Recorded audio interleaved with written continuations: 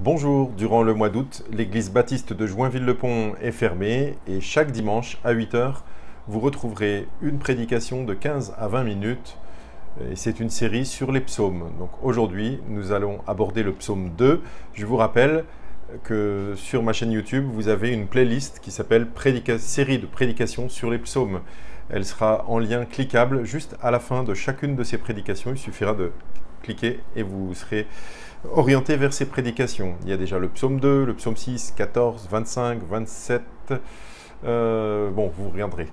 Aujourd'hui, le psaume 2. On va lire ensemble et je vous invite à écouter cette prédication et ensuite, chaque dimanche, je vous donne le conseil de relire ce psaume une fois que la prédication est terminée. Pourquoi pas en parler entre vous et puis méditer sur ce psaume encore un instant, c'est très bien. Voilà, psaume 2. Pourquoi cette agitation parmi les nations et ces préoccupations dépourvues de sens parmi les peuples? Les rois de la terre se soulèvent et les chefs se liguent ensemble contre l'Éternel et contre celui qui l'a désigné par onction. Arrachons leurs liens, jetons leurs chaînes loin de nous. Celui qui siège dans le ciel rit, le Seigneur se moque d'eux. Puis il leur parle dans sa colère, il les épouvante dans sa fureur. C'est moi qui établis mon roi sur Sion, ma montagne sainte. Je veux proclamer le décret de l'Éternel. Il m'a dit, tu es mon fils, je t'ai engendré aujourd'hui.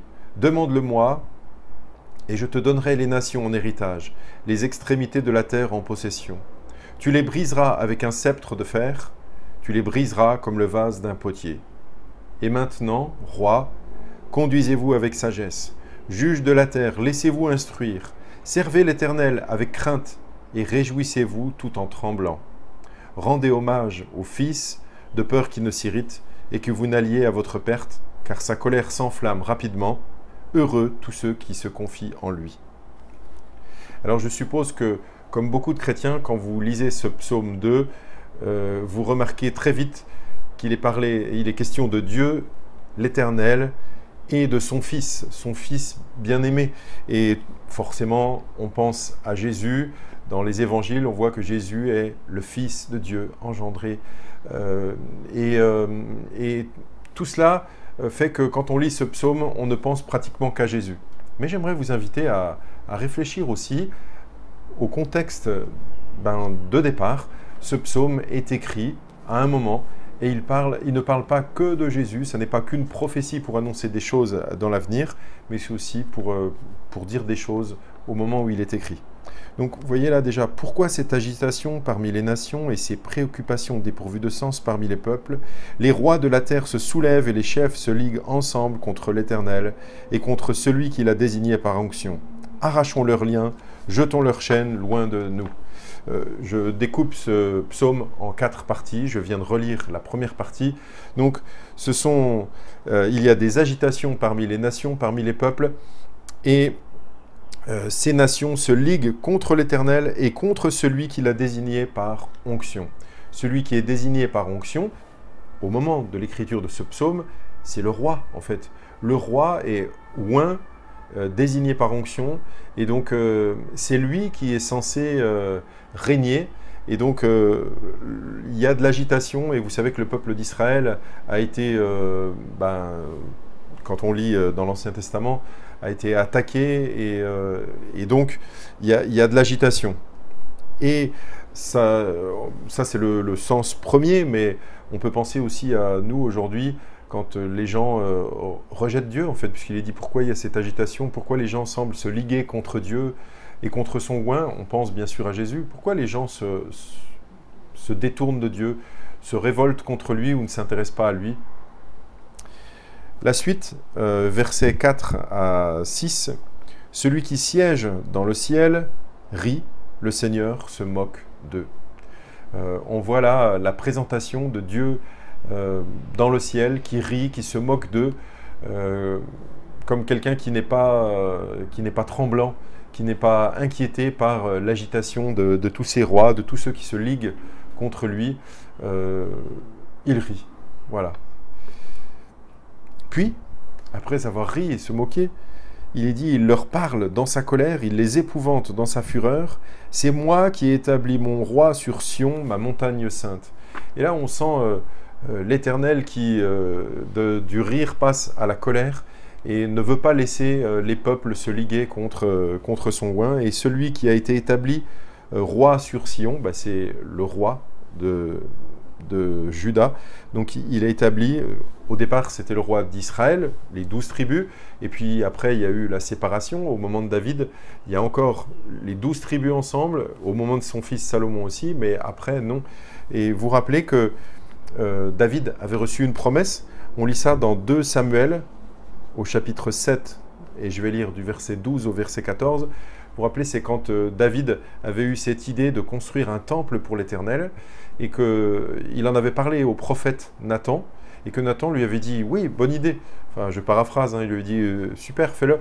Et pendant la nuit, Dieu a parlé à Nathan pour lui dire « Non, non, c'est pas David qui va construire le temple, c'est son fils ». Si vous voulez lire les raisons, c'est donc dans 2 Samuel, chapitre 7. Et là, on va lire juste au verset 12 à 14. Donc Nathan parle de la part de Dieu à David. « Quand ta vie prendra fin et que tu seras couché avec tes ancêtres, je ferai surgir après toi ton descendant, donc c'est Salomon, celui qui sera issu de toi, et j'affermirai son règne. Ce sera lui qui construira une maison en l'honneur de mon nom, et j'affermirai pour toujours le trône de son royaume.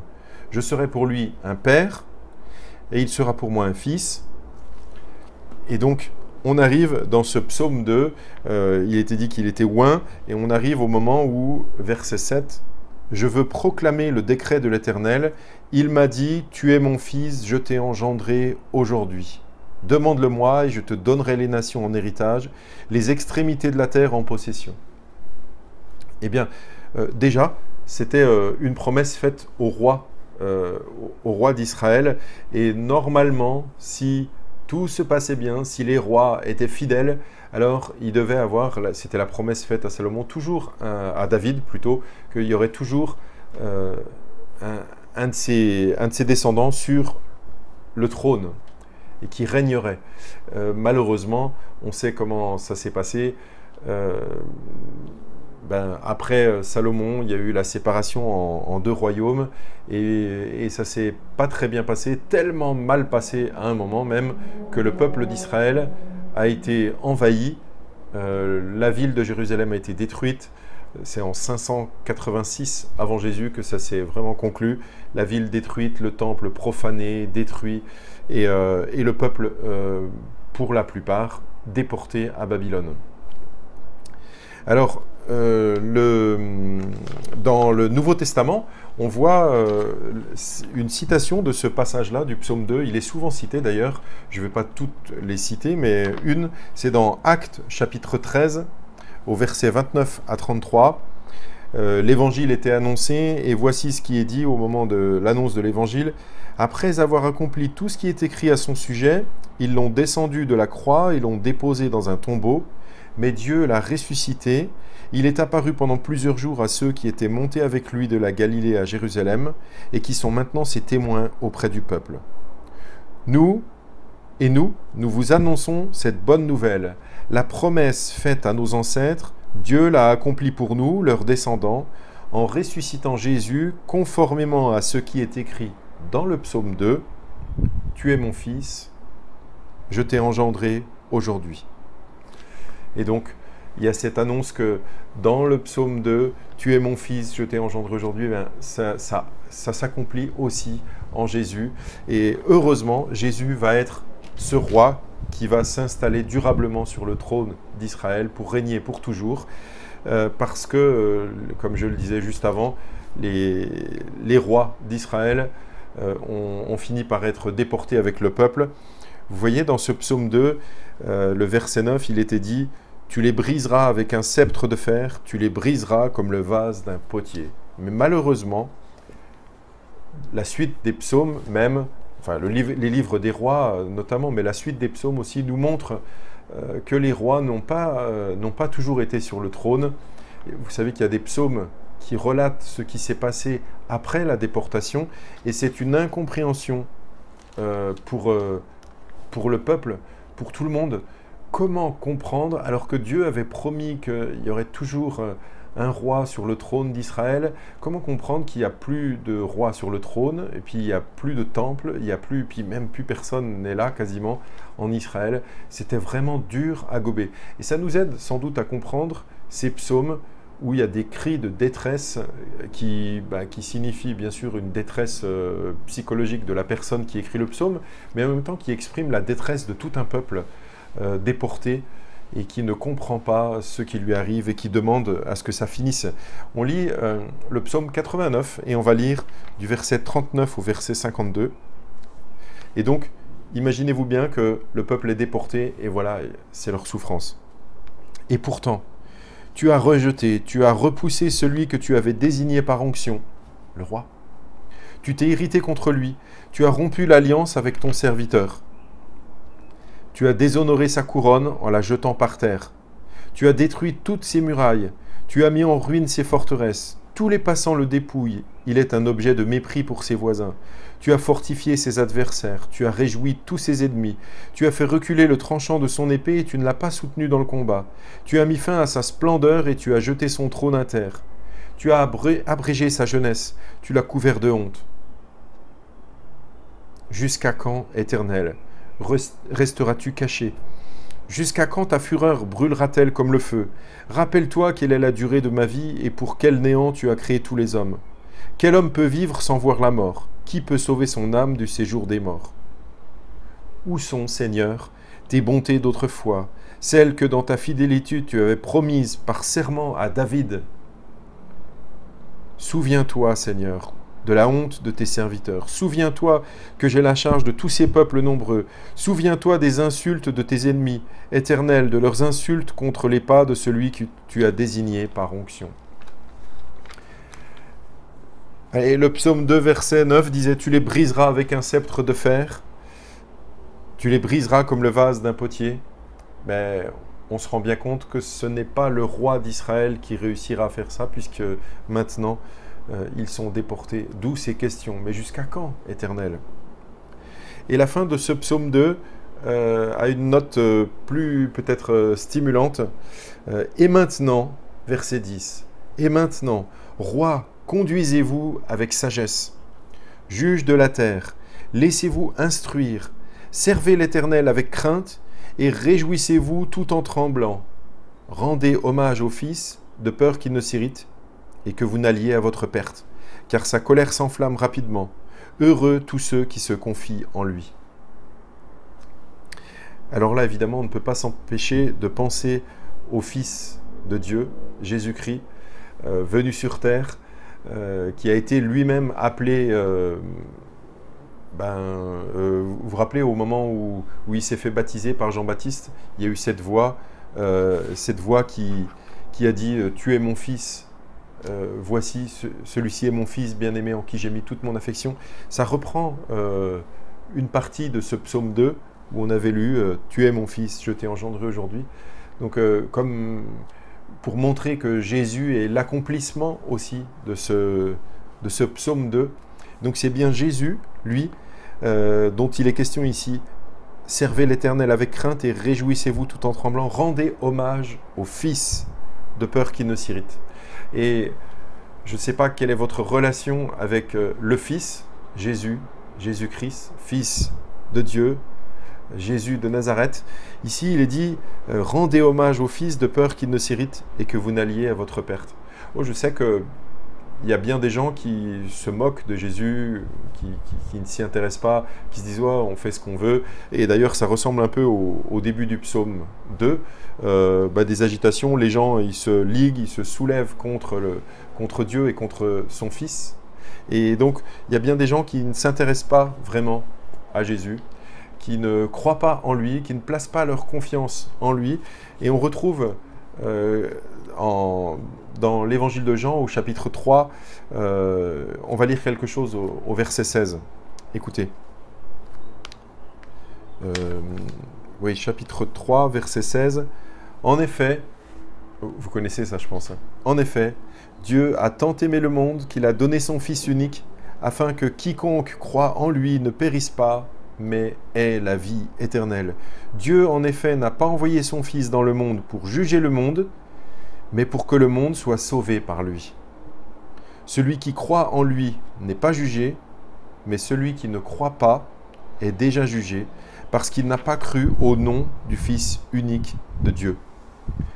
Il y a bien cette idée ici qu'il y a un choix, c'est assez binaire, croire au Fils, c'est-à-dire croire en Jésus, ou ne pas croire en lui.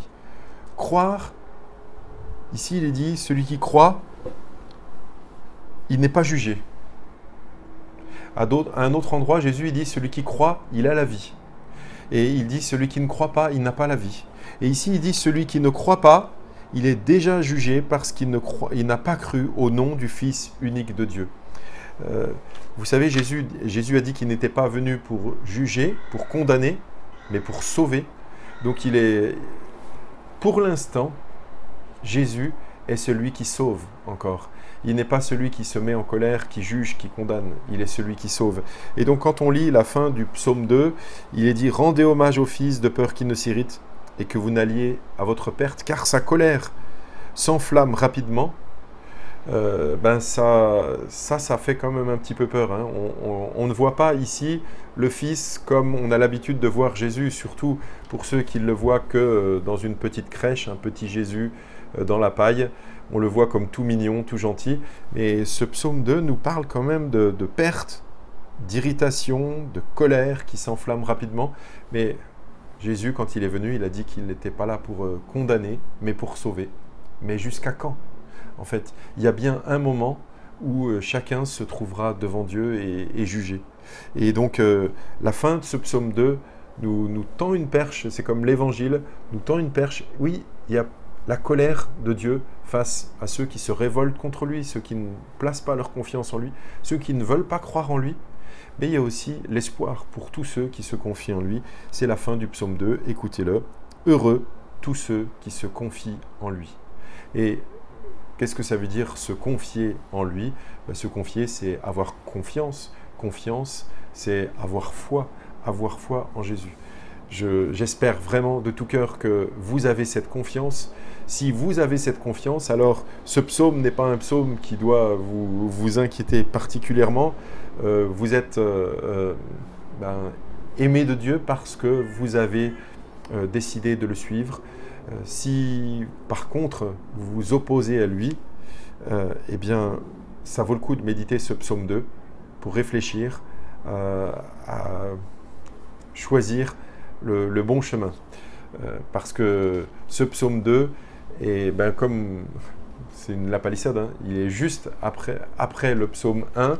Eh bien vous allez voir, ce psaume 1 nous exhorte vraiment aussi à faire un choix de chemin. Dans ce psaume 1, il y a 2 chemins et il nous invite à choisir le bon. Je vous le lis comme conclusion, tout en précisant que dans certains manuscrits, le psaume 1 et le psaume 2 sont un seul psaume. Et ces 2 psaumes ensemble forment une introduction à tous les psaumes. Alors, psaume 1, « Heureux l'homme qui ne suit pas le conseil des méchants, qui ne s'arrête pas sur la voie des pécheurs, et ne s'assied pas en compagnie des moqueurs, mais qui trouve son plaisir dans la loi de l'Éternel et la médite jour et nuit. Il ressemble à un arbre planté près d'un cours d'eau. Il donne son fruit en sa saison et son feuillage ne se flétrit pas. Tout ce qu'il fait lui réussit. Les méchants, au contraire, ressemblent à la paille que le vent disperse. Voilà pourquoi les méchants ne résistent pas lors du jugement, ni les pécheurs dans l'assemblée des justes. En effet, l'Éternel connaît la voie des justes, mais la voie des méchants mène à la ruine. » Eh bien, je vous laisse méditer sur ces psaumes 1 et 2.